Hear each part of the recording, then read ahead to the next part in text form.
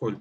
So today that is the second session on credit monitoring and NPA management. And here we are going to talk mainly about different types of corporate debt restructuring process. We'll talk about arbitration.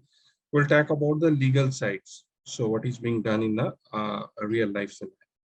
So we are going to talk about all these things, right? Okay, thanks. So there are certain ratios which are quite important to NPA. So we all know what is NPA. In the last session, we have seen what are the types of NPA, categorization of different accounts, and also categorization of NPA. Now, there are certain ratios which we are going to learn about NPA. One is gross NPA ratio. Another is net NPA ratio, provision coverage ratio, and NPA to assets ratio. These are four main ratios which are being used, right? Now, just let us have a look quickly. What is gross NPA ratio? This ratio measures the proportion of banks' total loan portfolio that is classified as non-performing, the total loan portfolio. And it is calculated by dividing the gross NPAs by the total gross advances and multiplying by 100. So whatever your gross advances are, gross advances, not the principal outstanding, gross advances is in the denominator, and in the numerator is the gross NPAs, the total NPAs of the bank. Okay, that ratio gives us gross NPA ratio.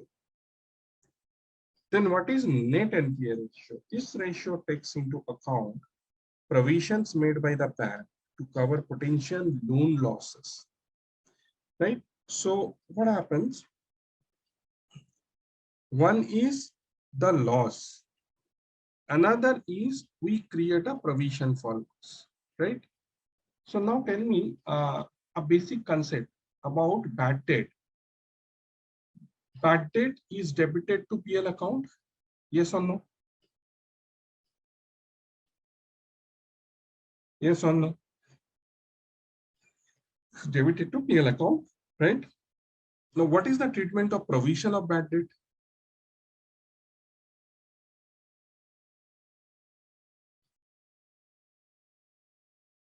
What is the treatment of provision of bad debt?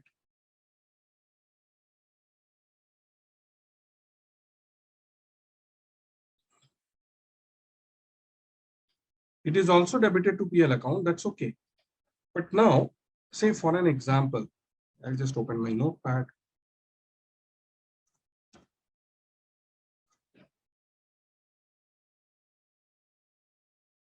Say your bad debt is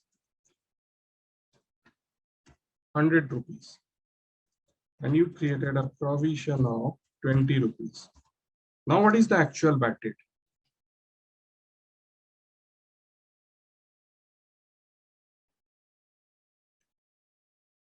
Correct. So it is a net of 100 minus 20 plus 280. Simple. Similarly, you have created certain provisions for NPA, right? The same thing, same concept, instead of writing bad debt, if I write NPA, right? The gross NPA or the total NPA is 100. And I have kept a provision of NPA as 20. Then what is my net NPA?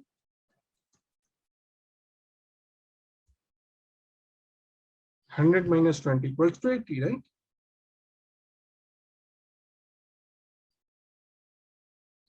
So this is what we call by net NPA. Right? Net NPA is basically net NPA ratio is given by net NPS divided by net advances into 100.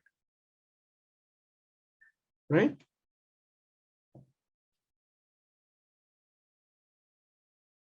This is my net NPA. Up to this much is clear?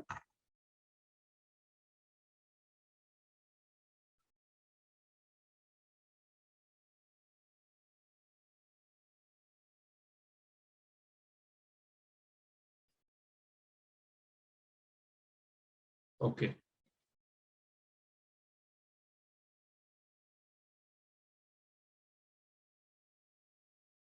One second.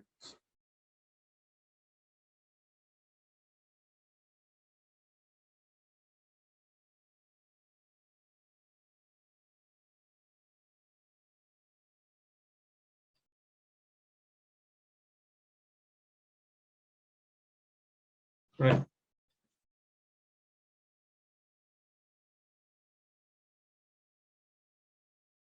Now the next important ratio is provision coverage ratio. What is provision coverage ratio? This ratio measures the extent to which a bank has set aside reserves to cover the potential losses due to NPA. Now, a higher provision coverage ratio always is better because that helps you trade off the NPA. That helps you set off the NPA from that particular amount. So that is a better cushion. So higher provision is always a better cushion for the NPA. The formula of provision coverage ratio is provision for NPA divided by gross NPA into 100. Right? So provision for NPA, say for an example, if I say that the provision for NPA is what I have set off is 50. And gross NPA is say 80. Then my provision coverage ratio is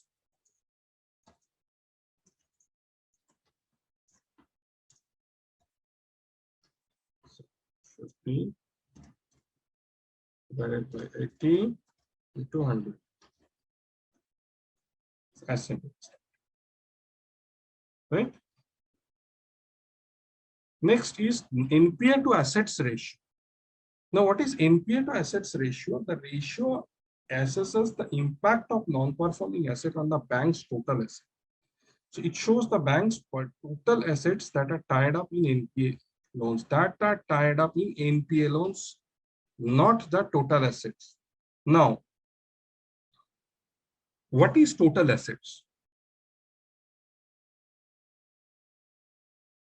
What is total assets for a bank?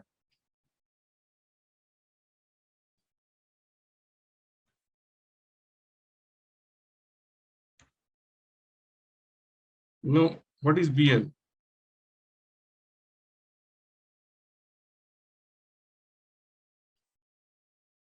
Refer the balance sheet, but balance sheet, what is the particular item of balance sheet which reflects total assets? Subject to, with the aspect of NPA.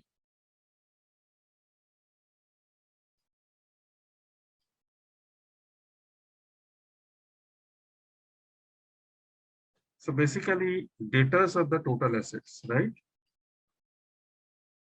The entire book value, principal outstanding. Correct. So asset under management or POS, that is principal outstanding.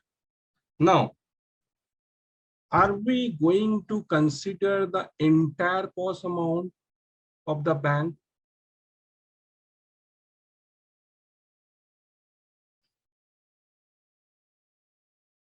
Are we going to consider the AUM or POS for the entire bank or entire company?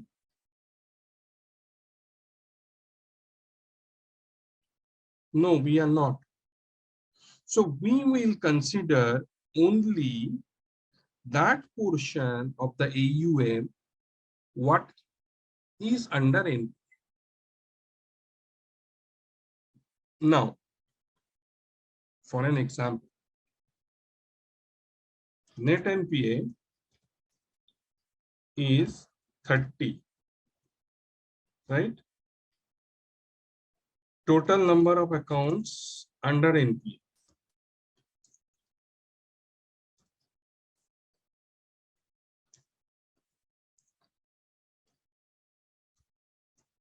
is say 300. Now, total number of accounts bank could be having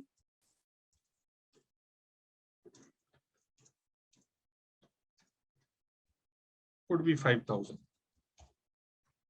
right? Now, out of 5,000, only 300 accounts have become NPA. So what AUM should I consider?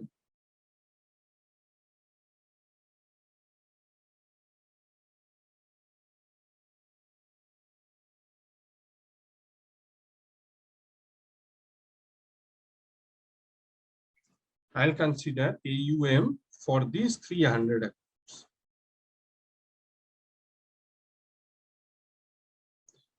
No, dear, this 5,000 minus 300 minus 30, it is not that. The total number of accounts the bank is having is 5,000, not the total principal outstanding. This is total number of accounts. Okay. So we will consider only 300 accounts that is under NPA, and we will check, say for an example, cost of this 300 accounts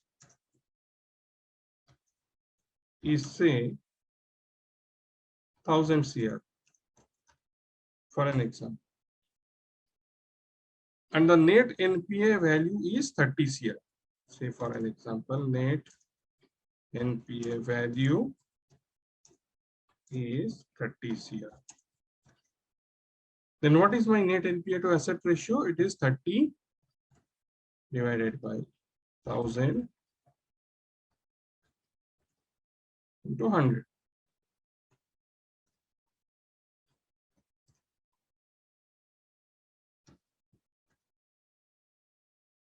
Right? 3% comes to 3%.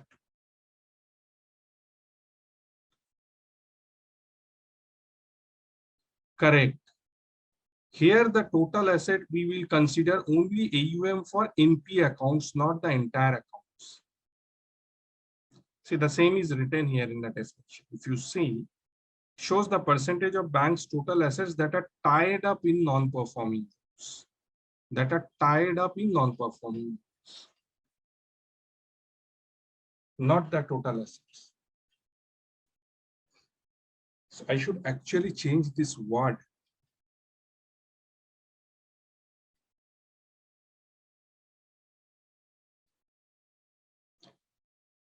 Total assets tied up in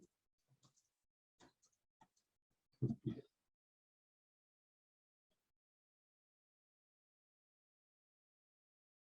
Right?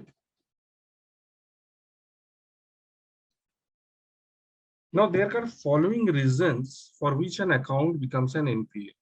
Those are known to us. One is economic downturn, inadequate credit assessment, lack of monitoring and follow-up, poor risk management practices, willful default or fraud, and external factors like natural disasters, political instability. Economic downturn could be anything like, say, for an example, we have seen economic downturn thrice till now. Say from 2007-8, we have seen the Lehman Brothers issue. In 2016, in India, we have seen demonetization. Yeah, 2008 crisis, 2016, we have seen demonetization. That has also, given a significant effect to the unorganized sector, especially MSMEs and SMEs. They were mostly operating in cash at that point of time. Then the third set, which came with a slight blow for the time being, was GST.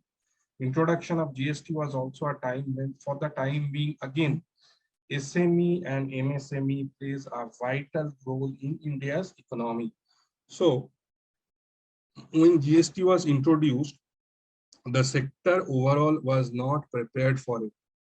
The sector overall was not prepared for it, and naturally there was a blow, right? So then again, the last but not the least is obviously COVID. COVID is the reason, and the economic downturn is because of COVID. Inadequate credit assessment, I think we have spoken about this yesterday also. When your entire process of credit underwriting has certain loopholes, like if you are checking manually the CIBIL or bureau report of the client, you are not checking the number of inquiries. You are only checking the score, the number of accounts. Probably you have not given that much heed to the number of inquiries. Now, how it can be risky? If there is too much high number of inquiries, which you do not probe into, how it can be risky?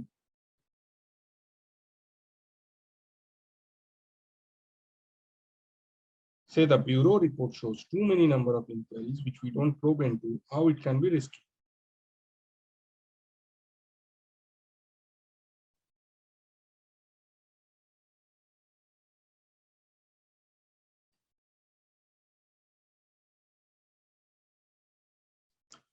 Customer is credit greedy, one. Second,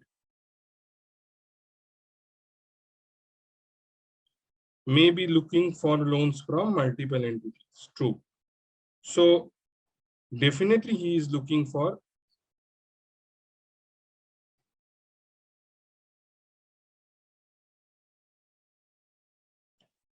Anand, I have to check this because as per the definition, it is total loans that is tied up with NPA.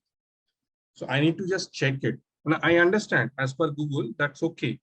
But I have to just reconfirm it from the somebody in the industry. Okay, so because the reason why I'm No, asking. As per Google, I understand. And I have No, also not just, yeah, see, not just that. See, if going by your formula, if the assets are, more, okay, then, ideally the, the ratio has to be coming down, right?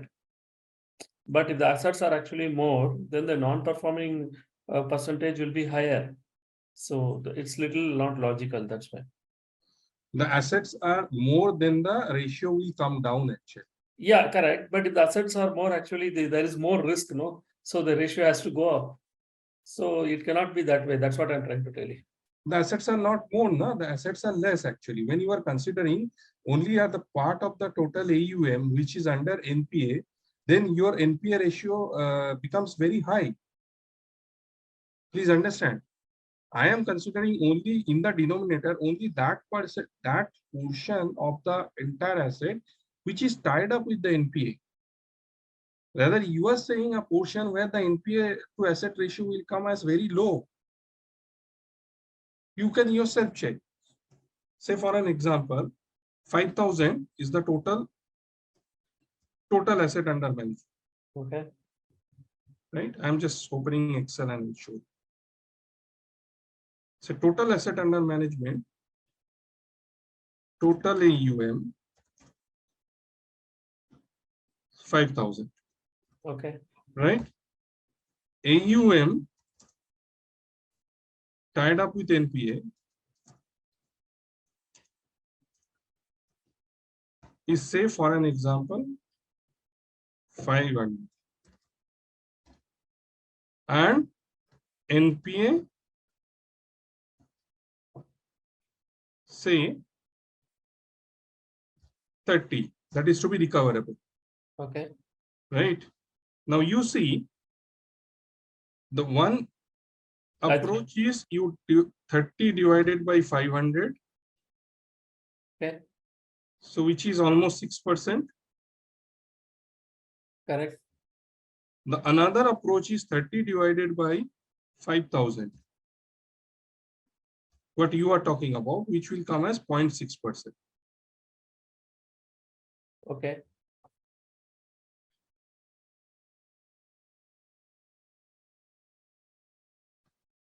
Yeah, but what I'm saying, see, your entire asset is under risk.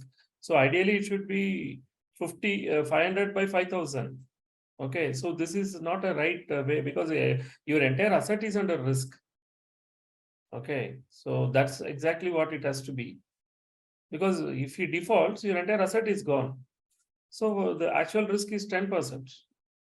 But if the way you are doing, sir, the risk becomes less. Okay, I understand. I understand your point. Yes. Just let me check it with Ekbar. Just have to recheck it with industry. Okay, sure. Because after watching a lot I of. understand your point. That's true, because once you classify it as an NPA, Yes. so you classify the entire amount of cost as an NPA. Correct. Because my entire knowledge is after watching CNBC and No, I understand. That's okay. A second, just a second. Whether Thank I you. have done it correctly or not. One second.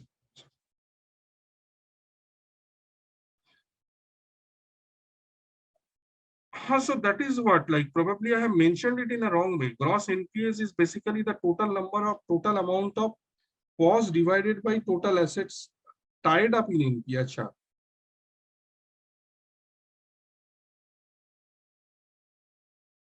But this total assets tied up in NPA and total assets, these two are separate things. Okay. This total assets tied up in NPA and total assets, these two are separate things. So all the assets of the bank are not tied up in NPA. Anyway, I'll recheck this. Thanks for Okay, okay, giving sir. I'm going mute, sir. No, it's okay. That's fair enough. This is obviously an interactive session, but I will recheck this. Okay. Thank you. Okay. So yeah, but we are saying that economic downturn, another is inadequate credit assessment. So that is what we have spoken about last day also. Lack of monitoring and follow-up. So this is another important factor, that we are not proactively following up with the customers who are showing an early signs of delinquency. Or there could be another issue where the sector is in doldrums, that we know, we keep on getting market knowledge, market intelligence, that one particular sector or one particular geographical area or a particular profile of customer, they might face issue. Then in that case, what happens? I have to be more proactive compared to the other accounts. The way I am handling other accounts, I have to be more proactive in following up with those customers, right? Next is poor risk management practices. What does this mean? So risk is a very broad word. So you guys can unmute yourself and also speak a bit about it. What is poor risk management practices? It is not only credit underwriting. When I talk about risk, it is quite broad area.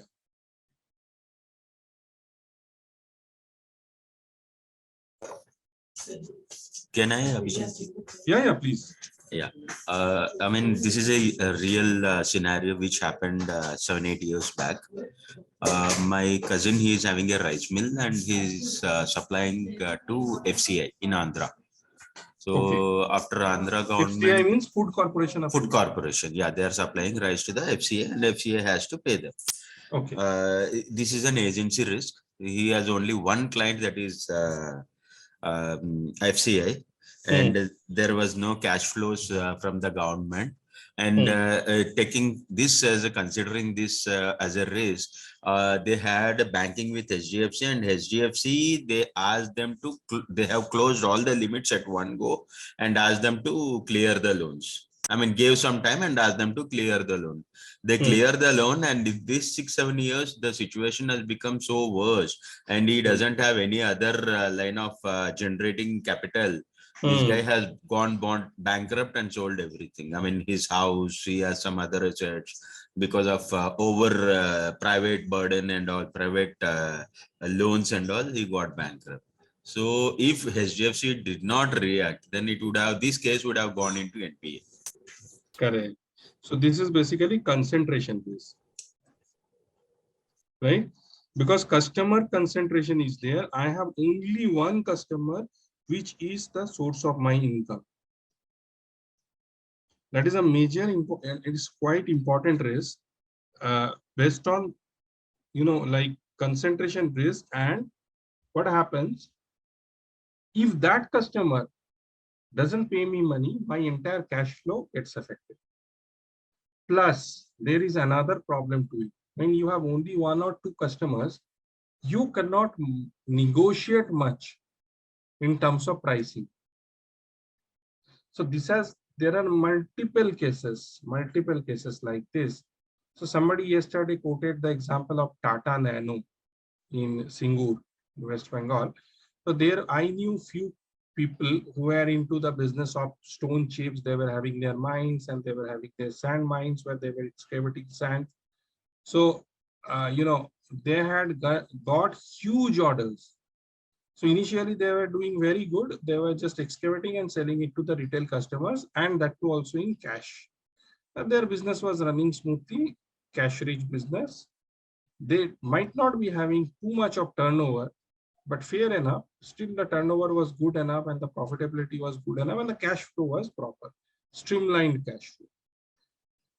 Now, considering that a factory is being under process, so there are few people who had almost neglected their retail sales and given huge material on credit to Singh, right, to the contractors. Next is a history. The next story is a history, and they have gone bankrupt. A similar thing, for an example, if suppose in an MIDC you have set up a factory and you are only targeting only one particular company, say for an example, Hero Motors, you are targeting, or Hyundai you are targeting. So Hyundai is your only client, so they will literally, they know that you don't have multiple clients. The moment you don't have multiple clients, you won't be able to negotiate on the pricing, you won't be able to negotiate on the credit terms, and they can, treat you like anything and you have to accept it. And if they go bankrupt, you go bankrupt. That is the thing.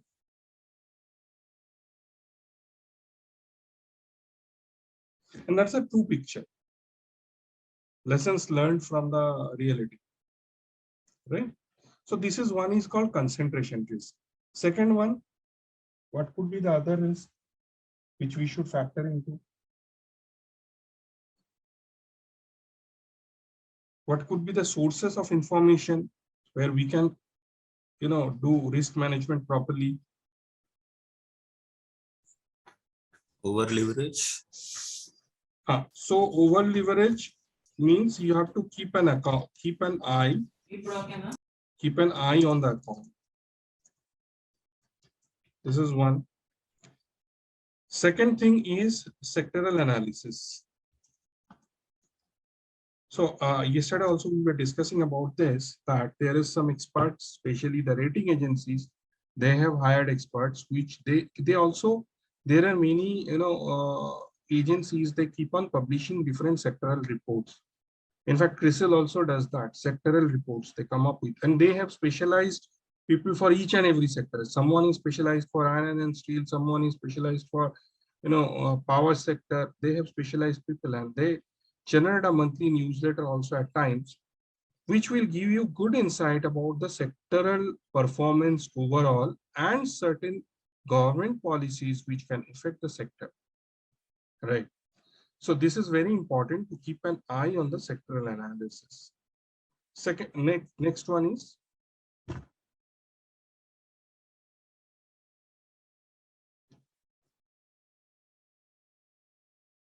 what could be the next one from analytics perspective of view? From the analytics perspective, we discussed this alternate data, right? So where do I get my alternate data from? There are multiple companies who provides alternate data with an API integration. You can avail those data and do a risk analysis, right? And what do you do? We do forward, we do stress test, we do back test, right? Then obviously what is very much available to me is the repayment behavior of the client.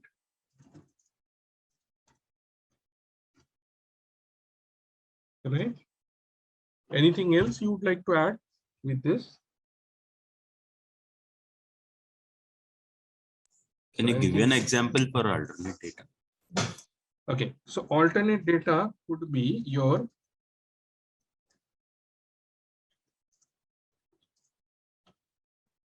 one is mobile usage pattern. So actually bill payment pattern. Credit card and other utility bills payment pattern. Data from Swiggy, Zomato. So there are analytics companies, they collect data from multiple sources, which is against your number, right? So from Swiggy, Zomato, everywhere they get your data and they see the pattern of your spending, right? So initially up to 10th, your outflow is too much high on Swiggy, Zomato, restaurant. Yeah. So another thing is that your dine out bills, your dine out pattern, right? So initially what happens, the moment we get salary for the first week, we are very rich. We go to the best of the best restaurants, we spend like dine out, right? So all these are alternate data. And they're an analytics company. They have tools by which they present it in a proper way, which gives you a behavioral pattern of the customer of spending, and which can always affect your risk. So I discussed this, I remember. So what do you assume if you see? Okay, Amit, I'm coming to your question. Let me finish this. Okay, how do you explain a scenario that every month after 15th, you are getting credit from somebody, and then again you are repaying him on 1st or 2nd of the next month? What does it mean? If you see such a trend in the bank statement, what does it mean?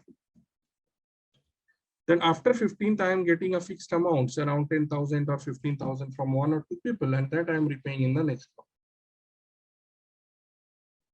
Kite flying, what is that?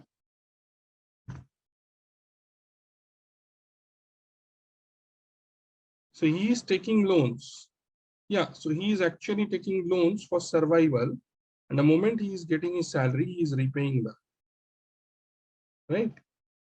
So these are all pattern behavior. Okay, now Amit has a question. How do you explain the loans taken by infra companies that SOAR companies went also bankrupt, resulted in higher NPAs for banks? Yes.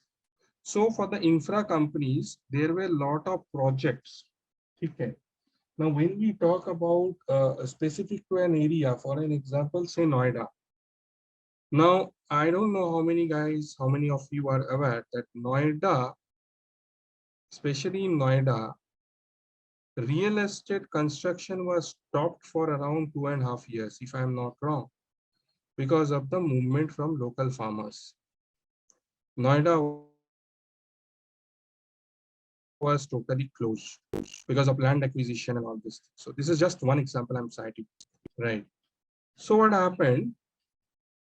Anybody who was funded in 2008 to 10 had to face an extremely hard time repaying their money, who had deployed their assets, or who had like invested in infra related projects, especially in Noida. Coming to Hyderabad, which was extremely good in 2005, 6, 7, also the trend came down in 2010 onwards. So the quantum of construction which was there previously was also not there in the time period you have mentioned, right? So does that answer your question?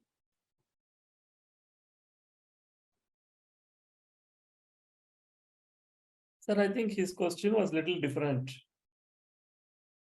What is the question? See, what I think maybe he is asking is between, if I'm right, during the earlier Congress regime, a lot of facilities were given for those companies which will set infra. Okay, you had companies like this Anil Ambani, GMR, all these guys were given a lot of tax benefits and other things, and left, right, and center they went and set up huge infra without understanding the business and without understanding the cash flow.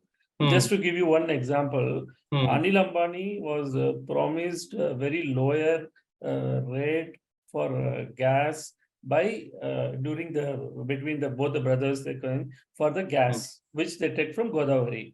Then what happened is government told at this price you cannot give the gas. Okay, so his entire business calculation was based on that, and actually people can go and see the record. That is why Anil Ambani that power generation went bust. Okay, see like that different issues. So example, let's take the example of Mudra, which is again huge infra which came there by Tatas. So they were picking up say coals from Indonesia, and Indonesia they said okay we are going to put they had their own mine in Indonesia. Then Indonesia said we are going to have a tax for this, even if you are having the mine we'll have a tax. So different reasons, like GMR failed for a different reason.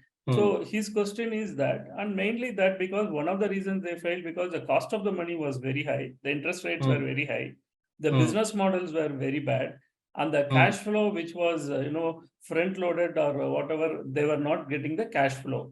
So that is the reason why that time the entire infra went for a toss. So I think that was his question. Am I right? Maybe he can pick the line and say, Amit, that was your question? He's on mute. Or maybe. So Anyway, what you have said is based on your assumption. That is also partly right, but I mean that's a political thing, and that's a political thing. Correct. Yeah. Now, if you say that, I will ask you one question. The next question would be, how much write-off has happened for Amit Shah's son's company? It is also an infrastructure company. It came few months back. How much bank has written off in Amit Shah's son's company? Again, that's a political thing. Let us not get into that. Okay. That is my next question. Around 40,000 crore, if I am not wrong. You can check the records. Okay. That's why, like most of the banks, they cleared that NPA, and now that is why banks are very thing. Balance sheet is healthy because all the bad things are gone now. So the problem is, whoever is in the government, they had played with public money. Yes. Is that or this? Everybody. Yes. Right. So, but these are political things. Yes. No, most of the things, the equity had been written off. The equity really went to zero. Like example, I have a Reliance Ambani's that one. At 64 rupees, I got, now it's at 12 rupees. So most of the things, particularly the infra which took on the chin is power sector. Yeah, I'll tell you one thing. When you talk about power sector, I was a part of Reliance for a quite long time, and Anil Ambani group. You will know the inside story. So that's what I'm saying you. So Anil Ambani power was doing very good at a point of time, right? They have their own setup in Dahanu, which also I have visited, and the entire residential society is set up in Dahanu, which we have seen with quarters for the employees and everything, right? But somehow he could not manage it. So you say this reason, that reason, whatever be the reason, somehow it was not managed and it is gone for a toss, right? And even we don't know whether it is a real loss or it is something else which is happening behind the screen. That is also difficult to know for a common people. Let us be very honest with that. Yes, it is a real loss on page and papers, and there are a lot of things happening. Okay. And again, there could be a lot of political things, a lot of things which are involved here. So it's difficult to assume like that. So what I have given you is an example about Noida, which I have seen, right? That entire portion came to a halt. This is only a part of India, and which was a good belt for infra. And second important thing, what I feel is, people had raised money for infra and they had diverted it to real estate companies. That's correct. That is one important thing, where for the showing a reason that I have an infra company, I have raised around 400, 500 CR or 1000 CR, and I have diverted that money to real estate project. Again, real estate project is dicey. If you really go and check the statistics, based on the pricing range for different kinds of property and different types of real estate players, you will see a lot of unsold inventories are there with the real estate companies. Yeah, right. Right. Now, the major problem is with the high-end flats and high-end apartments. It's difficult. Yeah, banks have categorized real estate as risky. And also there are many companies and banks, they don't fund real estate directly. So that is the reason what they had done. They had floated an infrastructure company, taken some machineries and all these things that we will do infra, but actually they have diverted the money to a real estate project, assuming that it will boom like anything, but it did not. Again, the bubble had a burst, right? So for an example, every city has certain, you can say, a range. That for an example, say, if you want to take a 2 BHK in Mumbai, it will cost you something in between 1.5 to 2 CR. Normally, 1.5 CR to 2 CR. A 2 BHK in Mumbai, depending on the place and especially in the Western Line. I'm not talking about South Mumbai. South Mumbai, it could be much higher. So if in the Western Lines, especially in Kandivali, Borivali, in Andheri, it could be around 3 CR. The same property, 2 BHK, if you want to take in Thane, Vashi, so you will get within 1 CR. You are going to get a decent 2 BHK in 1 CR, right? Same thing for Kolkata. If you want to take a 2 BHK, as on date, in between 40 to 50 lakhs, you can easily take a 2 BHK, right? So considering the people's earning per month and EMI paying capability per month, this is the range of properties which are easily sellable, right? But in Kolkata also, there is a builder called Money Group. I don't know whether someone of you is aware from is from Kolkata or not. If you are aware of Money Group, they have Money Square Mall in Kolkata.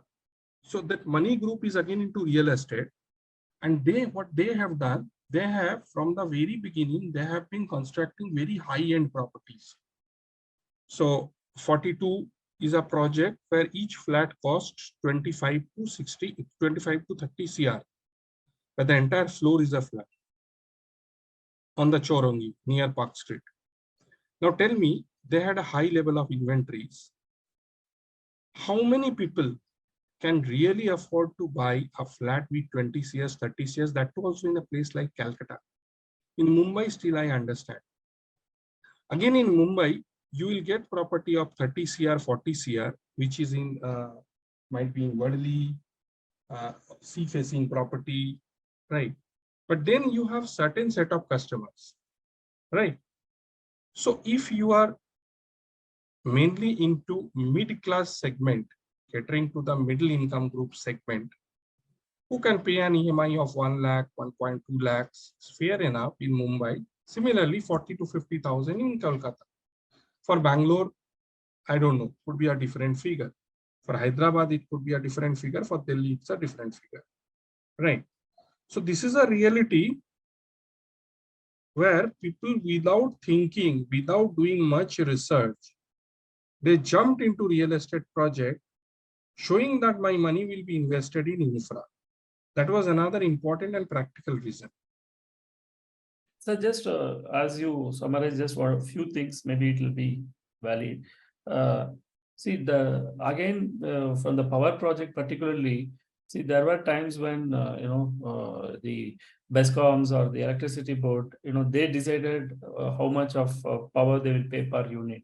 Okay, that is again front loading the future cash flows did not really work out, one, and B, while most I didn't get your point. Come again, please. Yeah. So what happens is when the power generation happened, these guys went with some assumption that so much money as a power generator they will get from various these BESCOMs or the electricity boards in different states. Okay, which actually did not happen. Okay, that is one. And there is always a saying, nothing happens till the time actually comes. Okay, what I mean to say is today India's total power requirement is about say 212 gigawatts, okay, around 170 to 200 gigawatts. But because of the rampant industrialization that is happening, our power requirement will be very high in the future. Okay, see that is why if you see, I'm saying from the equity perspective, that is why if you see most of the power stocks are doing well, even power finance stocks are doing well like PFC and RECs, because a lot of projects are getting built up because the industrialization only needs power. So if you have a power plant, and if you don't have an industrialization, there is no use. And if you have a power plant where governments give subsidy to people, there is no use because they will not make money. So actually, everything has a time to come. So it can help people who are investors in this team. Now the time for the power has come because of the industrialization, because India jumped industrialization from agriculture and got into services. Now India is going back one step into industrialization. It is these people who are the power guzzlers, not the IT parks in Bangalore or Hyderabad. So now this is the time to actually get there. And that was not the time to actually be there. So that's why if you see a lot of power projects, transmission projects, ABB, Siemens, the infra play is actually coming just to complete what I'm saying to for everybody as information and as a benefit. Thank you, sir. Correct. So what you said is perfectly correct. And so because of this high requirement of the power consumption, so there is already a push for alternate power, right? The green energy, like solar power and all these things. Many big companies are coming up, and even the small players are encouraged to get into this business where they can set up solar panels and all these things. But again, what happens, there are some kind of reluctance, which we had discussed yesterday also, which has led, which is delaying the project. Basically, the major problem in power plant is your input of raw materials. That coal is a major input, where either you import coal from Indonesia or you do mining of coal in India. Then how much mining you can do, already how much resources of coal you have. Then there are certain forest approvals at places. Still there are unexplored coal, but again there are certain forest approvals which you need. So there are a lot of constraints when you go for the conventional power sector, whereas it is quite easier to go for an alternate power. It becomes easier, it is free of cost. Only with the concept of net metering, if that process becomes faster, then probably the entire thing will become easier. And why they are not making it for faster purposely, probably they will lose a lot of money. Right, they will lose a lot of money because currently I am say billing for 300 units, say for an example, and if so I am a consumer, I am consuming 300 units. The moment I set up a power a solar plant and I take net metering, probably I will be consuming 100 units from Adani. The moment I start consuming 100 units and paying for 100 units, so what about their extra production? Correct me if I'm wrong. So I believe that net metering is purposely delayed because of this.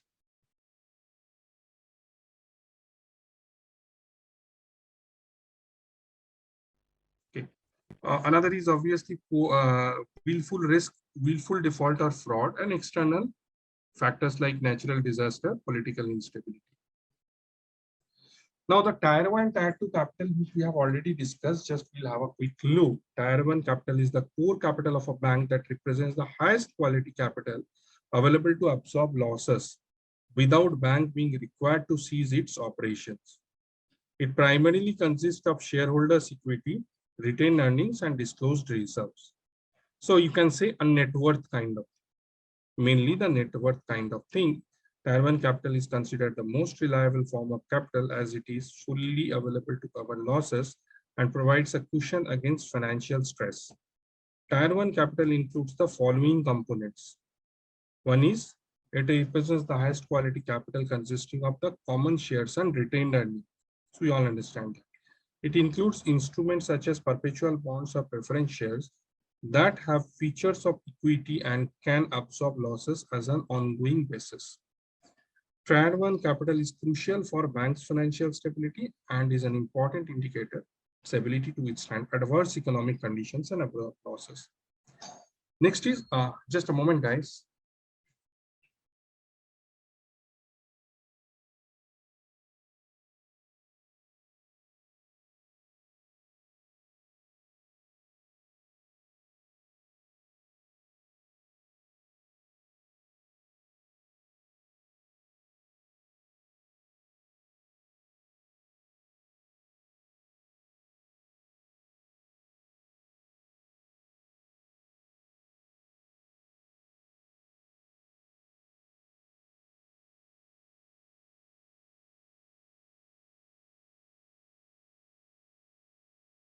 Yeah, tier 2 capital is a supplementary capital that provides additional loss absorbing capacity to the bank.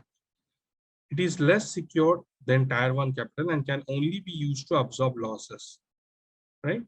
Tier 2 is a secondary level of protections for the bank's solvency. It provides an extra buffer. Now, can we say that different provisions can be classified as tier 2 capital? That's my question to all. Can we say that a tier 2 capital includes all the provisions?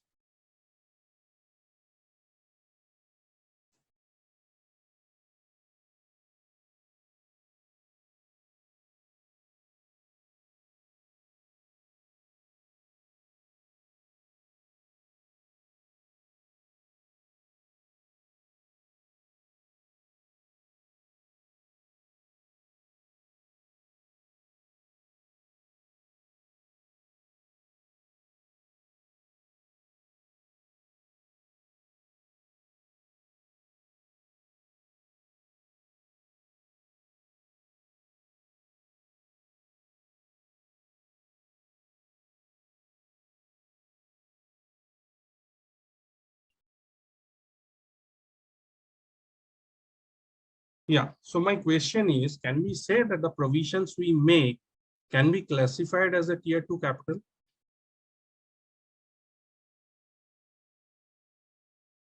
Yeah, sure. You will anyhow get this PPTs. They're giving the PPTs, right?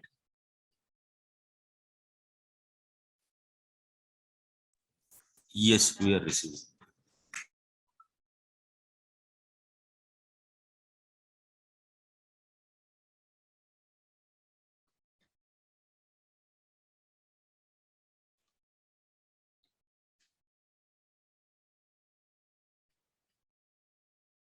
Okay. Done with tier 1.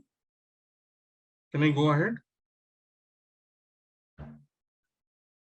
Can I go ahead? Yeah, you can, Abhijit. Yeah.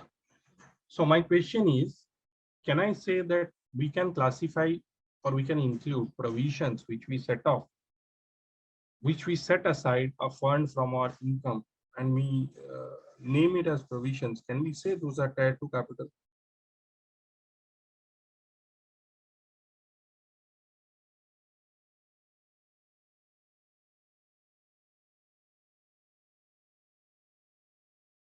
Okay, Kunal, I'll write a mail to them. You can also write a mail to teams@equalify. Okay, so we can classify them as a tier 2 capital.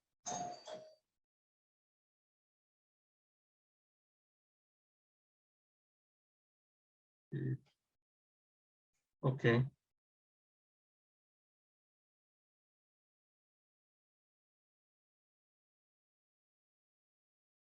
Now, this is the banks as per RBI. This is a tier 1 and tier 2 capital requirement. As per RBI norms, this is tier 1 and tier 2 capital requirement, which is 5.5% of the bank's risk-weighted assets. And tier 2 capital is for 2% of the bank's risk-weighted assets. Now the next question is, what is risk-weighted assets?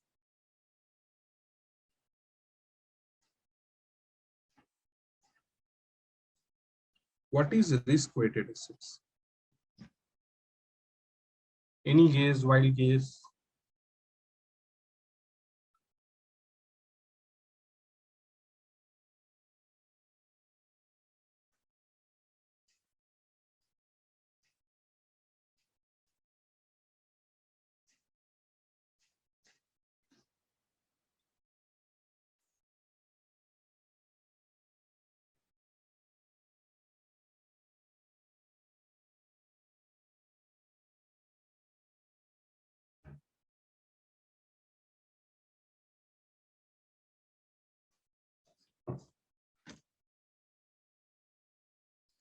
Against which capital is allocated? Fair enough. But what is risk-weighted assets?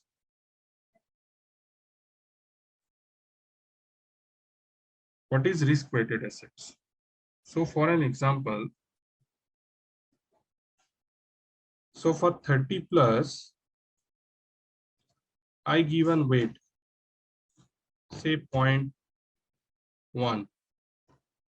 Just an example, 60 plus, I given weight, say 0.2. 90 plus or NPA, I given weight, say 0.5. Right?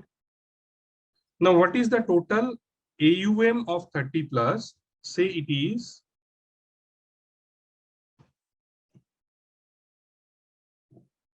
200 CR.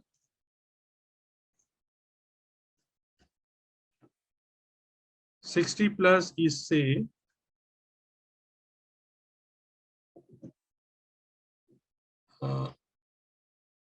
100 CR, and NPA is say 50 CR. How I am going to calculate risk-weighted assets here?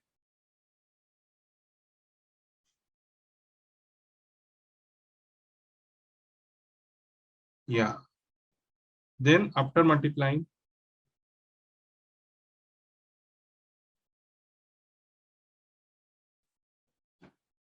then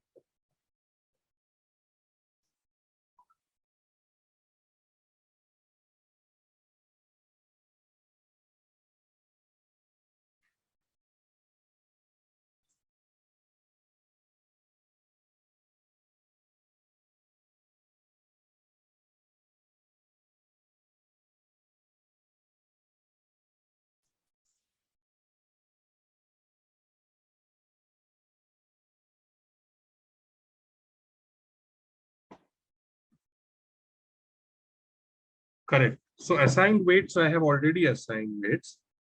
That divided by, yeah, so that could be 45 CR. Just the total after multiplication.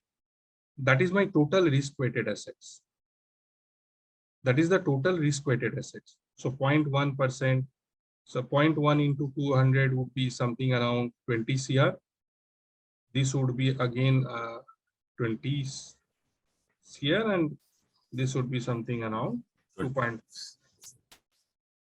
Right now, so that total risk-weighted asset, a certain percentage is required. Right? That is called tier 1 capital requirement and tier 2 capital requirement. Right? Difference between reserves and provisions. Praveen, it's low in India. So I cannot say much about it, but that's how it is.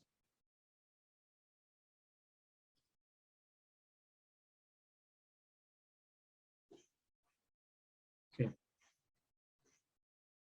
But then probably there could be some changes very recently.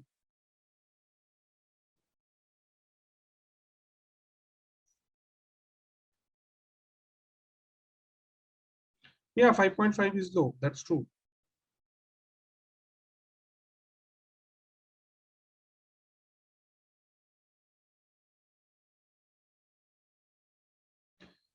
Okay. These are the difference between reserve and provisions. The part of the profit retained to meet future contingencies is called reserve. And by provision, we mean the sum of amount charges against PL account to meet future loss or liability. Second, in reserve is helps to meet future need of the fund. And provision, it helps to cover uncertain losses. It can be distributed as dividend. Provision cannot be distributed as dividend. Reserve affects the financial position of the firm. Provision affects the profit and loss of the firm. The reserve, because reserve is a part of balance sheet, provision is a part of PL account, and reserve can be used for investment purpose. Provision cannot be used for investment purpose. So if you have a corpus of reserve, there is a department in the bank called treasury department. What they can do, they can invest in that reserve fund in different instruments just to make sure that their fund is not lying idle and they can earn some short-term profit out of that. They allocate money to different instruments. But when it comes to provisions, generally provisions are not used for investment because that is something which is being set aside from the PL account to, like to mitigate any kind of future losses.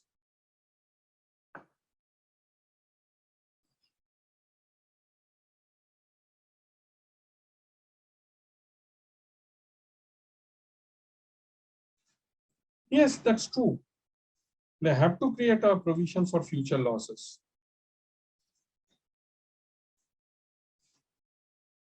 Yes, right.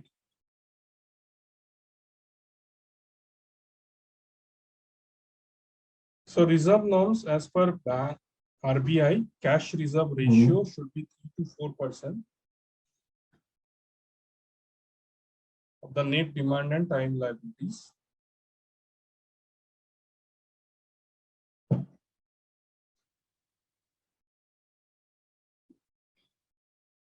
These are certain points on provisioning norms to NPAs. So we know what are standard asset NPAs. We had already discussed it yesterday. The standard assets, banks are required to set aside a certain percentage of provisions for standard assets also. So that we discussed yesterday that even if the asset is standard, that it is in zero DPD with no delinquency, but still bank has to keep a provision for standard assets.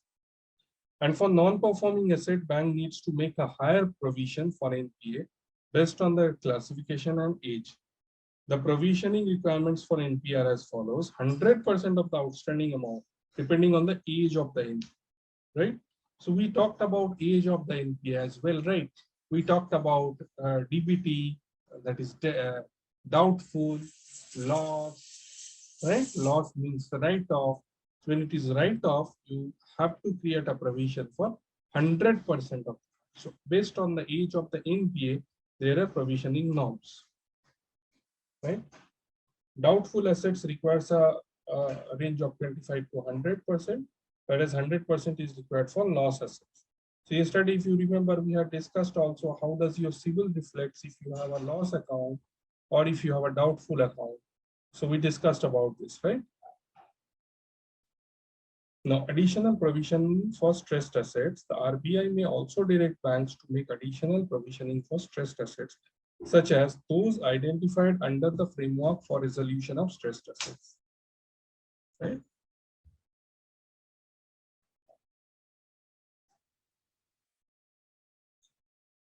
What is arbitration? It's a process of dispute resolution in which a third party or neutral arbitrator renders a decision after hearing at which both the parties have an opportunity to be heard. So anybody has heard about this term, arbitration?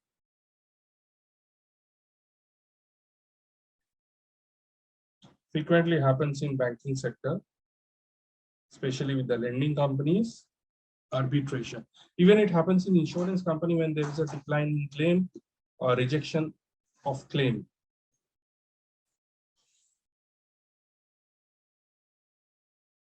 both the parties can approach the arbitrator and both the parties are given equal opportunity to be heard.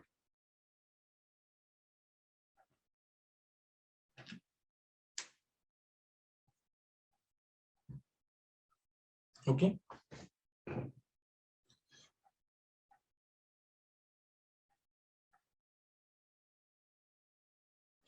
These are typical different types of arbitration. One is ad hoc arbitration, another is institutional arbitration. What is an ad hoc arbitration? An ad hoc arbitration refers to an arbitration proceedings that are conducted without involvement of any specific arbitral institutions. In ad hoc arbitration, the parties have greater flexibility in determining the arbitration procedures, appointing the arbitrators. So ad hoc arbitration is slightly more flexible and institutional arbitration is slightly stringent. Let's quickly go through the page.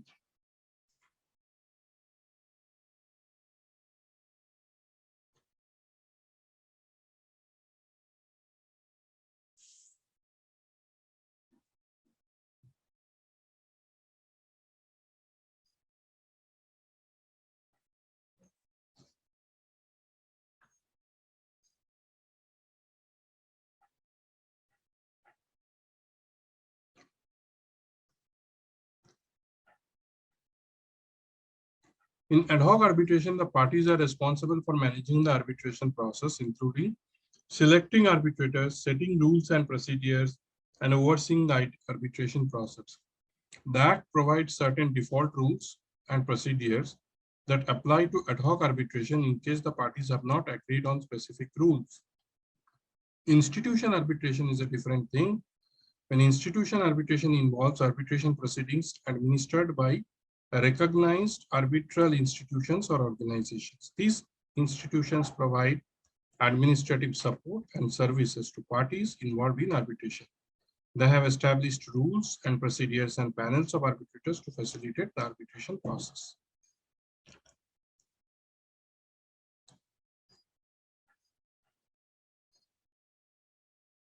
Characteristics of arbitration. One is voluntary. So both the parties voluntarily agree to the arbitration process.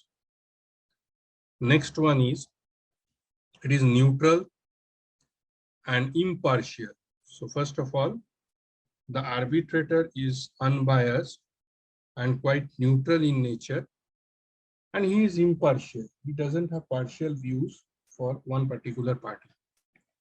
Next is, it is private and confidential. So it happens in privately, not in public eye. So like it's no, if you are concerned about, if I'm concerned about my reputation, then obviously I don't have to worry about it. Party autonomy. Arbitration allows parties to exercise a significant degree of autonomy and control over the process. That you can say that no, the process has to be made this way and not that way, but obviously up to a limit. Final and binding decision. Arbitration result is a final and binding decision known as an arbitral award. The arbitral award is enforceable under the law and can be executed as if it were a court judgment. So if arbitration judgment is given that this has to be done, or arbitration judgment is passed that the borrower has to pay this much amount to the bank by this date, then obviously it's a binding order and which you have to adhere to. And expertise and specialization. Arbitration often allows parties to choose arbitrators who has expertise and experience in the specific subject matter of dispute. So for an example, there could be multiple arbitration cases and which can have multiple reasons, right?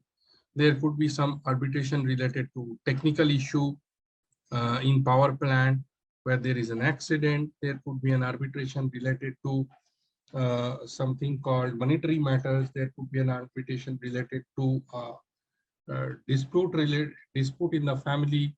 So there are specialized arbitrators, so the parties can choose the arbitrator. This is based on their expertise and specialization.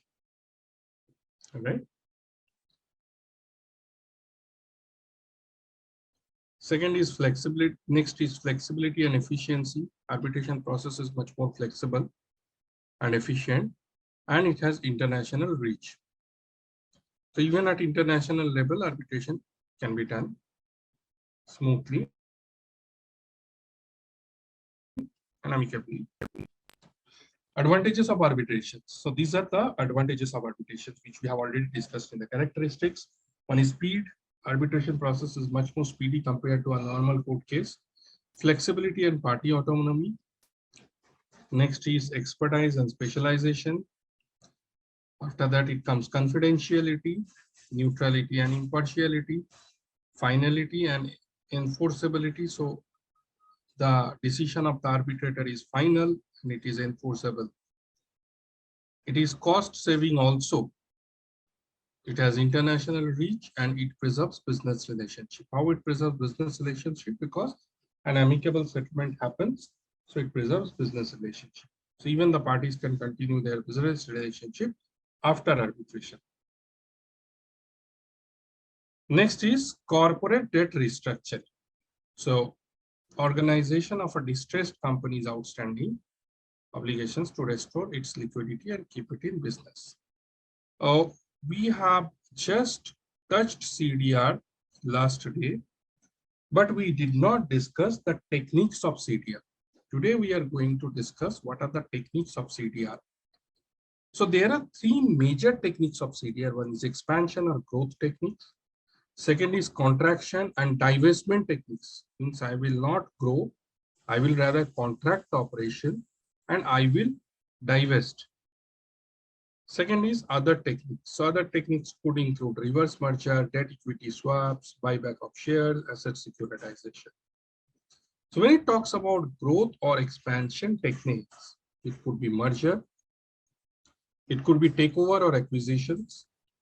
For a company to grow, probably I am having certain expertise, you are having some expertise, and these two expertise are different, but if we combine these two expertise, then there can be a synergy to take this business ahead. So there you need, yeah, it is synergy, correct. So it is synergy, right. Next is strategic alliance. So there can be a strategic alliance, there can be franchising. Yeah, somebody wants to say, I guess. Anybody wants to speak?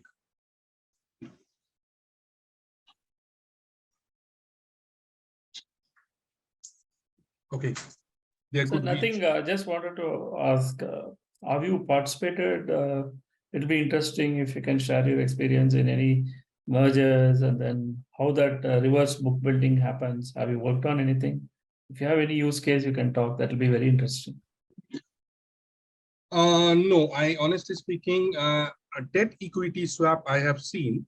I Okay, have seen in one case that the debt portion is converted to equity, where okay. a portion of the debt is converted to equity even by the lender. So that is something which I have seen. But reverse merger, honestly speaking, I have not seen.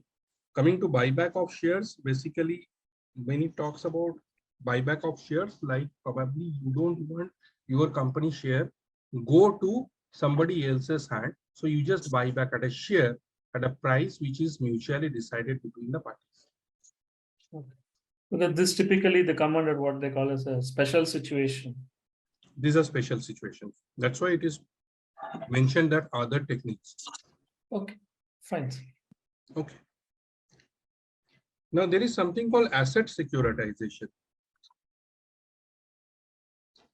So asset securitization we have seen.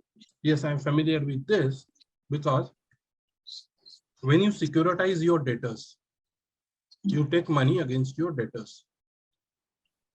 That is asset securitization, right? And that is what Lehman Brothers did, right? They had secured their portfolio. They had done securitization of their portfolio. They had taken money and they invested that money in affordable housing loans, right? So that's where they take what is called as a haircut or something, right? 60%, 80% haircut or Correct. This is So, basically the NPA bundling.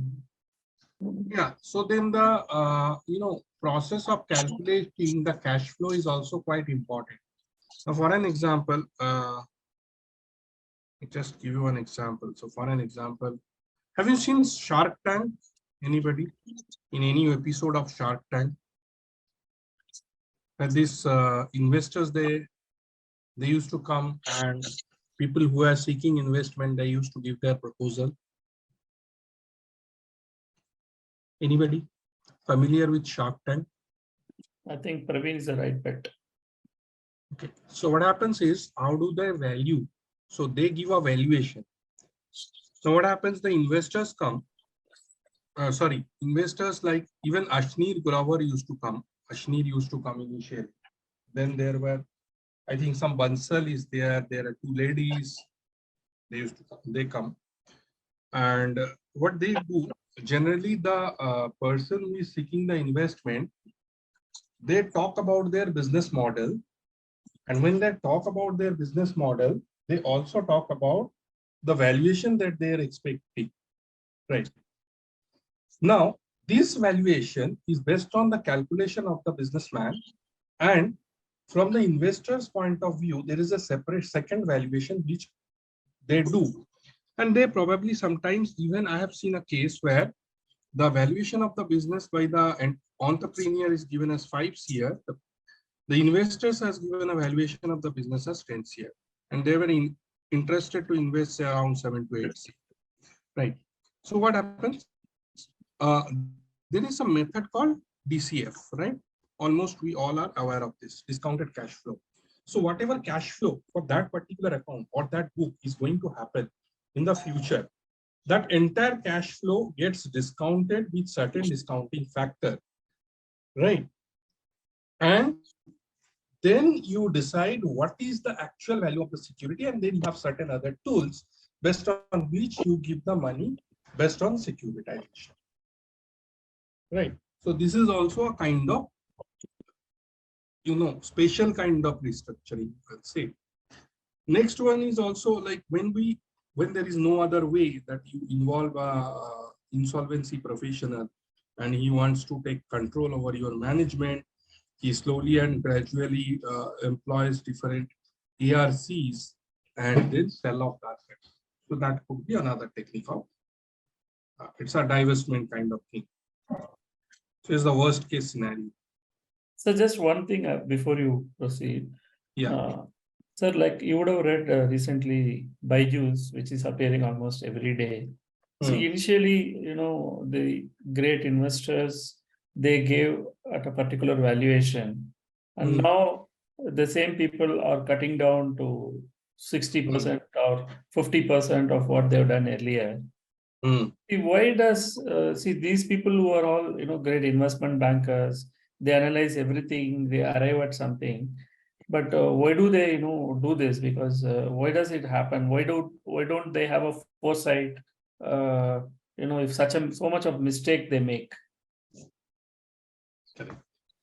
It's a good question. So Byju's is particularly a special case, not a special case, I will say, but the same instance is happening to the edtech industry as a whole, the overall edutech industry, rather overall IT industry. The story is set. What happened exactly? The business model was presented to the investor in such a way that we are going to hire X number of people because everything will become online, right? So based on the recession, and if you see the hiring amount in recession got tremendously, increased, considering that the entire model of education will be on online model. And we were discussing that, see, there is a paradigm shift in education field that everything is going online. Probably in future schools will become online and the kids will not even go to school, right? We started discussing this also. But reality shock was something else. The moment things started becoming operational, COVID started taking a back foot, then slowly and gradually people wanted to go for physical form of education. So now Byju's is a big brand which is coming regularly, but there, if you carefully study across Bangalore, in Noida, Ghaziabad, there are a lot of edtech companies who are making softwares for educational institutions.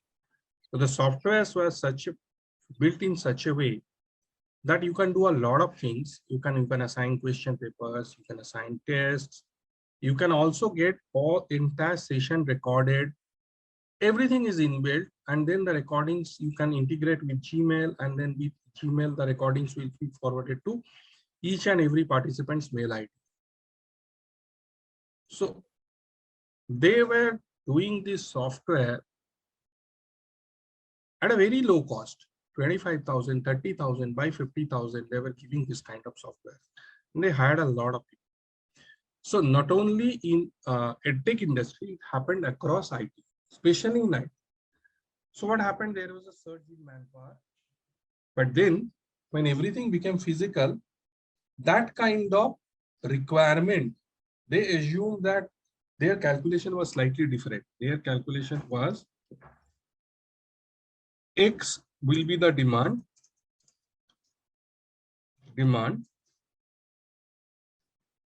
for this year. Okay. In year 1. X plus N for year 2. X plus 2N for year 3. This is the model they had designed and had presented it to the investment bankers as well as investors. So everything is going online and all these things. And even people like us also started believing, yes, everything will become online, because people were very comfortable.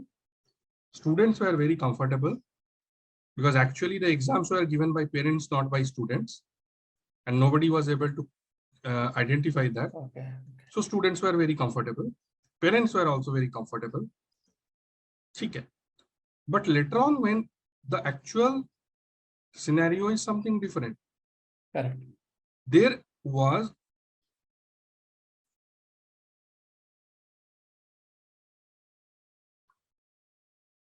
Amit, I am talking about, you are talking about Byju's, I am talking about the entire sector. Byju's story is not a different. It doesn't operate in an insulated manner, right? So Byju's is coming in news because it's a big brand. The story of Google and Meta is coming in news. Those are because of big brand. Have you seen, I think 1 month back in Noida, a company, I think around 150 employees, they had gone to office as a normal day. They had said that you 150 people are not required because we don't have projects. It came in news. They had created a hue and cry. Local police had to come in that place. Sir, I have only one question as you are talking. Okay. See, in the regular equity markets, some stocks go very high, come very low. We all know that low liquid stocks, it can be manipulated. Okay. Well, that is there. It's my personal feeling. Maybe I'm wrong, I'm right. Even in this industry, I feel there could be a lot of, particularly those investment bankers or early stage investors who actually want to show a bigger picture while it is not. I will just, to share my personal opinion, whatever I read, is a case of Nika. See, if you look at Nika, okay, the person who actually founded the company is an investment banker. Okay, so these people typically know what is required to make it happen. Those who been running around in the prime cities would have seen just ahead of the IPO, the kind of Nika stores, physical stores that were there across, right? And the kind of gross merchandise value and cash flow projections they made and all. But if you are a really kind of a guy who is on the ground, you know that somebody who is, doing lipstick as a business, right? That was where they started. And where they are more doing trading than even having their own, like L'Oreal or somebody else who are having their own core patents. There is nothing like a core patent. And this is basically a commodity segment with a very not much differentiation. Such a huge valuation is not possible. So being an investment banker herself, she knows how to sell it to begin with. And this is Correct. happening, I feel, across all the chains. So that is what I'm saying. Just like the stock market is, some brokers manipulate. These investment bankers are also, I think, I'm not telling everybody in the one stick, but there are, just like every stockbroker is not a bad guy. Every So that investment is how banker they is are also not a doing. good guy. Correct. So that is how they earn money. What is the source of investment bankers? Because there is no moat in, like, okay, jockey has a moat, but what is a moat with the Nika? Lipstick is a lipstick. There is no moat. And even today, they are not into profit. They say EBITDA profit. See, I'll tell you one thing. Okay. Yeah. And there is an investment proposal which came to me for 30 CR of investment. From Right. Nika. No, not Nika. Okay. Small retail chain group. Okay. Retail chain group from Mumbai. They are having few retail stores of apparels, clothing. Okay. Right. Just a second. Okay. Just a second.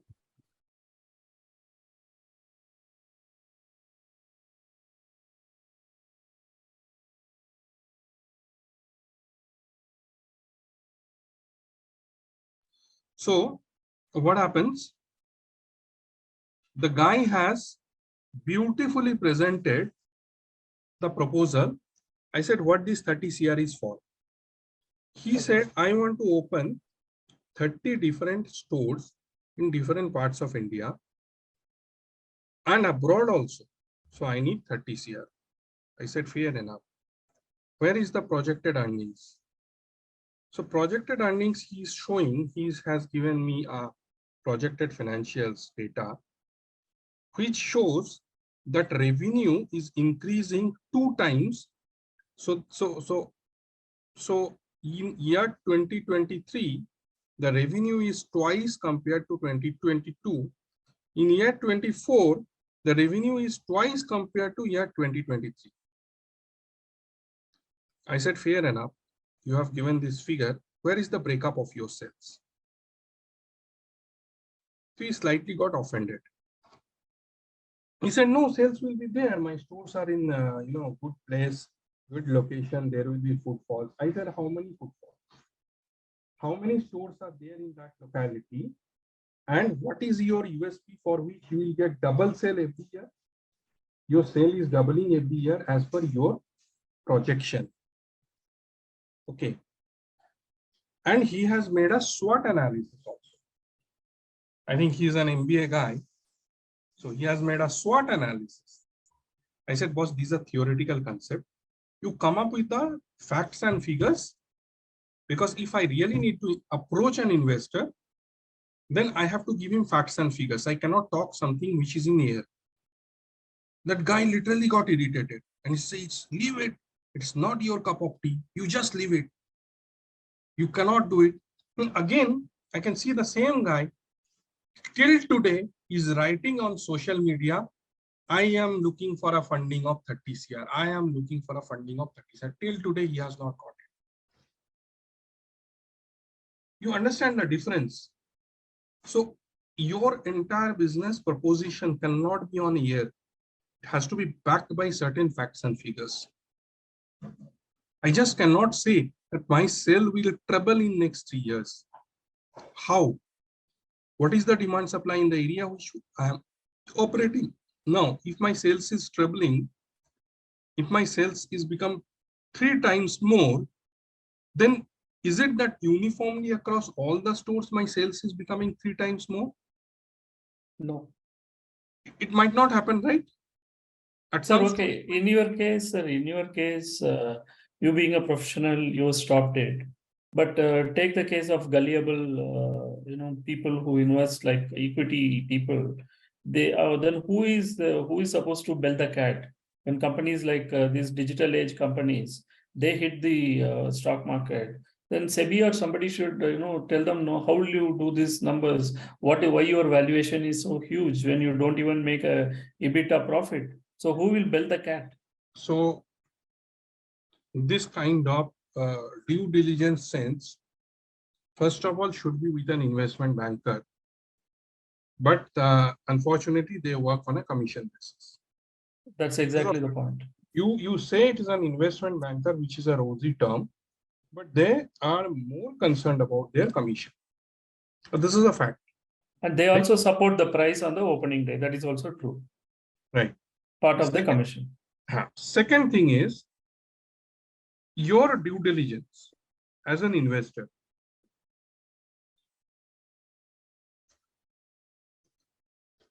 This reminds me an instance of Shark Tank, where a guy from Delhi came. He is having some juice center, and he is operating that juice center in Lajpat Nagar. Is anybody from Delhi here? They'll be familiar with the location. So that guy has only one store in Lajpat Nagar. That's it. Based on that, he is asking, okay, I mean, for around, I guess around 10 CR or something, or 15 CR, something in investment. So everybody said, boss, you have not even come out of Lajpat Nagar with a single store. Then they initially they did their assessment. They understood what is his entire setup cost in the current store, what is his operational expenses, what kind of working capital he has to keep, and whatever he has said is way below the amount that is being asked.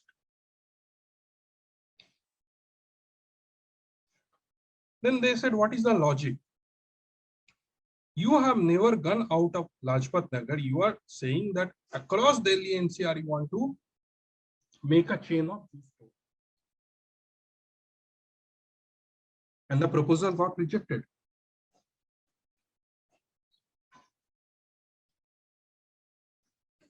That I don't know, Yashwant. How did he went to Shark Tanks? That I don't know. In front of the sharks. So this kind of due diligence has to be there with the investor as well as the investment banker. Same thing happened for Byju's.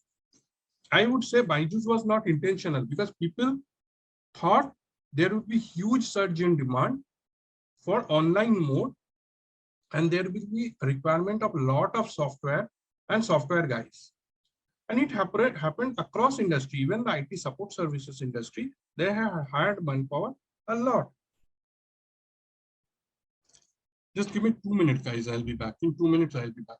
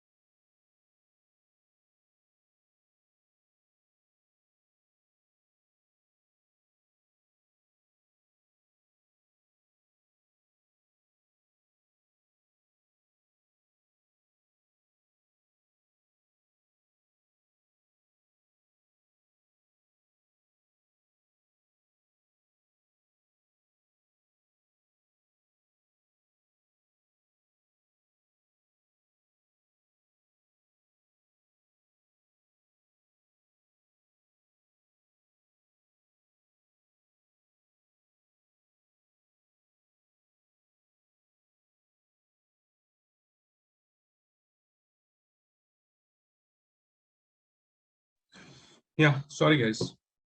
Okay. So this is a practical example about how you do your due diligence.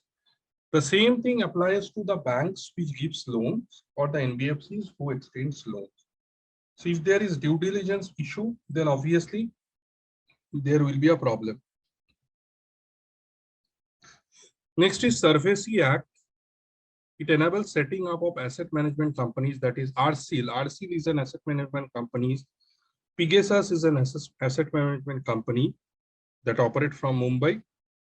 What they do, they purchase the NPS assets, okay, and they sell it off.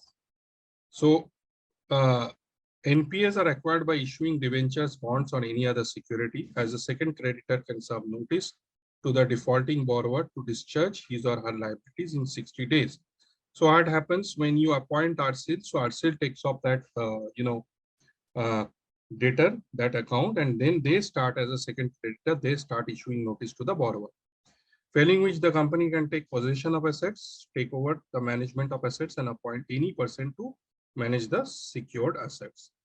So if somebody fails to do that, the ERC company can take over his management, take control of the management, and take over an assets. Borrowers have the right to appeal to the debt tribunal after depositing 50% of the claim by the second creditor. So what borrower's right is, so borrowers also can approach debt tribunal once 50% of the entire amount is being paid. Okay.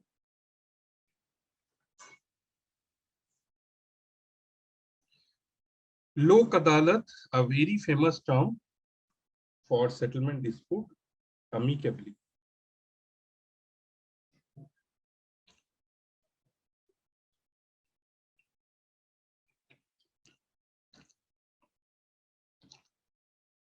Functions of Lok Adalat includes, it accepts both the cases, that is civil and criminal cases of parties. Lok Adalat conducted by retired judges, a judicial officer, and a social worker. So why a social worker? But it takes care of the human side of the case also, because there can be some genuine reason why a party become a defaulter. A Lok Adalat informs the specific time, date, and place. So what happens when a case goes to Lok Adalat? The borrower is given a notice that on that particular day, Lok Adalat will be conducted and you are requested to appear in front of the Lok Adalat. Fair enough. That is out of the court settlement, you can say. Lok Adalat arranges a compromise and records. Lok Adalat saves times, energy of parties. Lok Adalat saves expenses of appeals and revisions. These are the advantages of Lok Adalat. It works in the spirit harmony of compromise and understanding. So both the parties, there is a win-win for both the parties. It's not that anyone or the banker is very rigid that no, you have to pay this much amount. And also it is not that the party is extremely rigid that no, I will not be paying this much amount, I'll be paying this much amount. The midway is taken care of. But both the parties feel satisfied. Lok Adalats deliver fast and inexpensive justice. The Lok Adalats reduce the workload of the other courts. So there are a lot of, the problem in India is the number of pending cases versus number of courts and number of judges. So there are a lot of pending cases currently in India because we do not have adequate number of judges and adequate number of courts and division bench. So what happens? Lok Adalat is a faster way so that the case doesn't go to court even. It reduces the queue for the number of cases in the court and it gets mutually settled in the Lok Adalat. Lok Adalats promote social justice by providing legal aid to weaker sections of the society.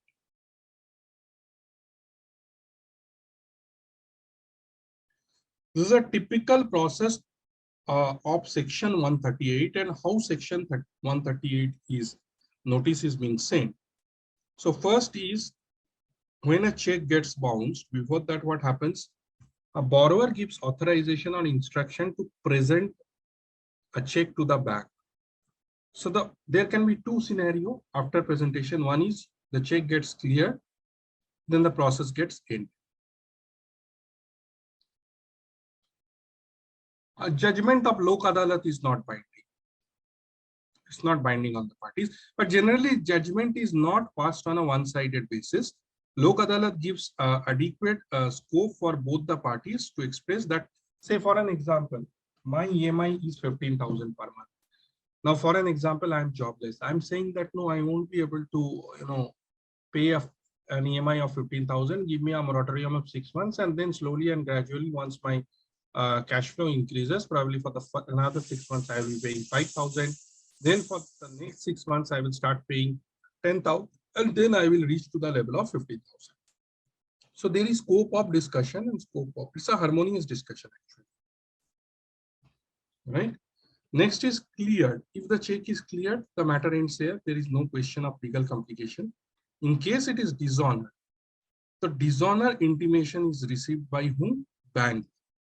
Then what they can do, they can issue section 138, subsection B within 30 days from the date of dishonor. And in case the amount is received, say for an example, my check of say 30,000 gets bounced, and I get a notice of section 138, and I'm clearing that amount with the check bouncing charge. The matter ends. In case I am not clearing within 15 days from date of delivery of the notice, then file complaint under section 138 of the NI Act. NI means Negotiable Instrument Act within 30 days after expiry of demand period of 15 days.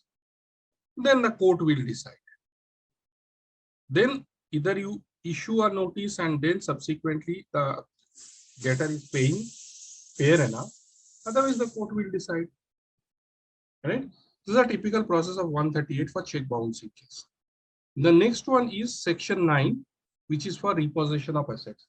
This takes some time, especially in India, because again, I said that the number of cases vis-a-vis number of charges, there is a disparity, right? Where the number of judges are comparatively much lesser and the number of courts are also comparatively lesser. So section 9 is the order which is passed on by the court, where you can even get police assistance to repossess the asset. So police will go with the court order. It can be a movable assets like car, commercial vehicle, any equipment, or even a house, where you can repossess the asset. Okay, that is called section 9. So when you get section 9, the first thing to do is go to the local police station where the borrower stays and intimate that, sir, we have got section 9. Now we need your assistance.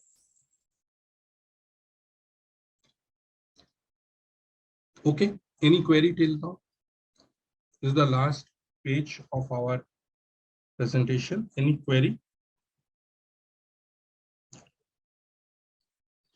Any query, any suggestion?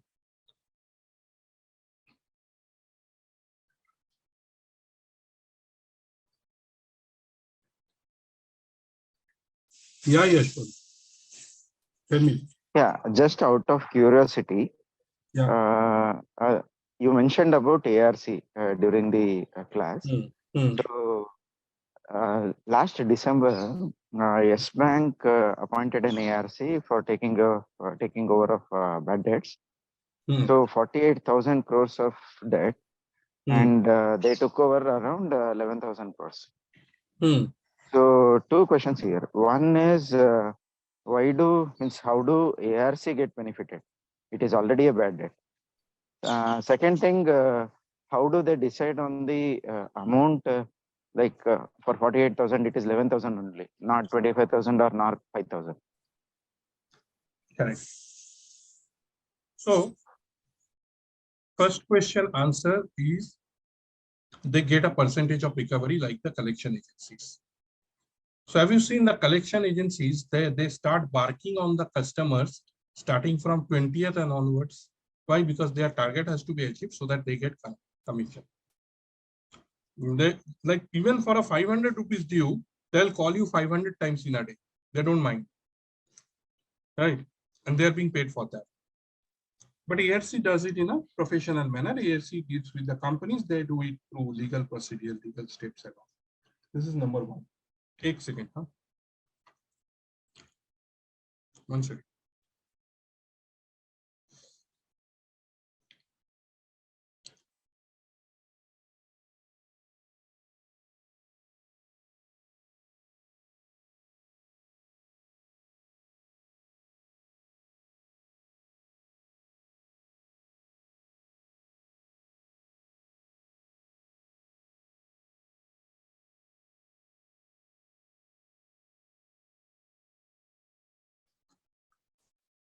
Okay, this is number one. Number two is there is something called overfunding, or the current market value of the assets that is realizable from the assets. I'm telling you the on the screen facts.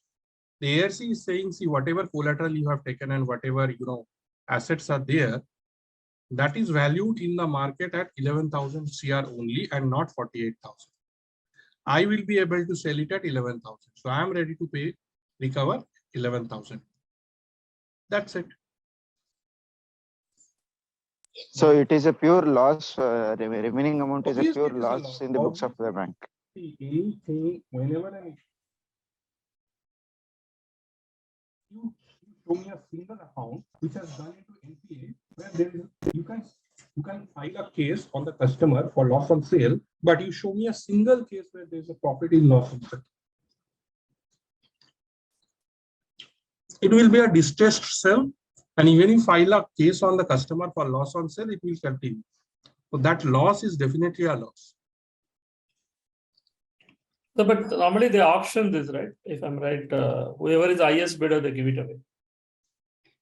The highest bidder must not, the highest bidder will not give anything like the value of the collateral. They will not give a value which is higher than the actual value of the collateral, right? Yeah, but here the haircut was more than 75%, 60, 75. So they can give, like, now recently this guy did it, Pyramid Enterprises, PEL.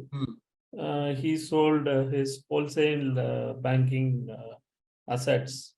Again, most of them, many of them will not, you may not get the money or whatever, but I think about some 5,000 crores.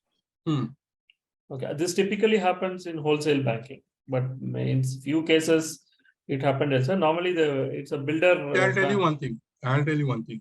Okay.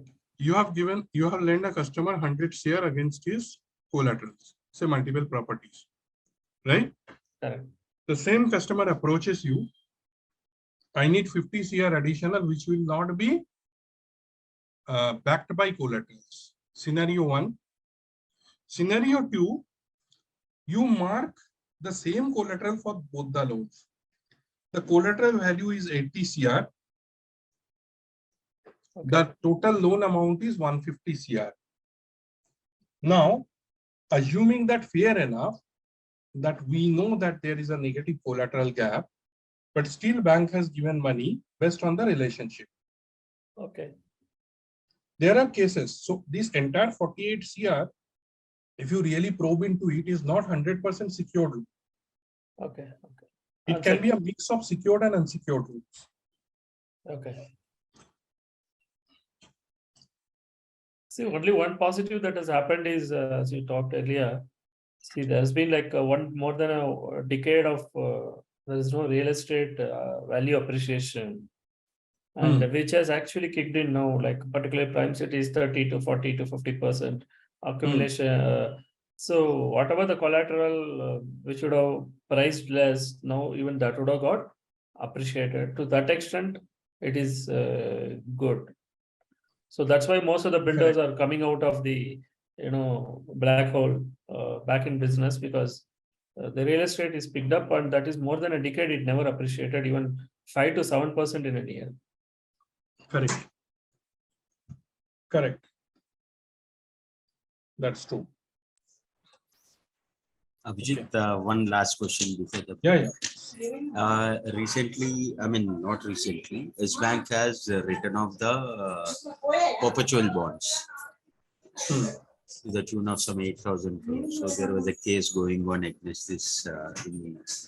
So what is your call on this? Perpetual bonds, when the bank is running successfully, right, they should the right of the perpetual bonds. Bank has written off perpetual bonds. Yes. Yes, bank. Yes, bank has written off perpetual bonds. Yes. Yes. Yes, the investors have gone Filed to it. zero. Sorry, the investors have. Investors have gone zero. Like 8,000 crores, so as Durga is mentioning. Yes. So it is completely stashed, and there is a case in the court. Need to check exactly. I haven't gone through the case study. Please go through it. We say bonds are safe, but Yes Bank bonds gone to zero. Now the second question is, Yes Bank is not operating in a silo. So when they had issued bonds, they must have certain government, restrictions and government compliance is there. So obviously they will be bound to pay that money back. No, see, Perpetual bonds, you need not have perpetual to bond have. had that. Perpetual banks are to some extent like equity, that I understand. Yes. That is Perpetual to some extent. Now, when we say bonds, then again, there is something like, so if you say about municipal bonds, then obviously it is 100% risk-free, right? Then when we see that perpetual bonds, when the investors have invested, knowing that it is to some extent like equity, so it can already happen. Now, yeah, what has happened is definitely not good. But then when you are investing in equity, you have it in mind that you can either lose money or you can gain money, right?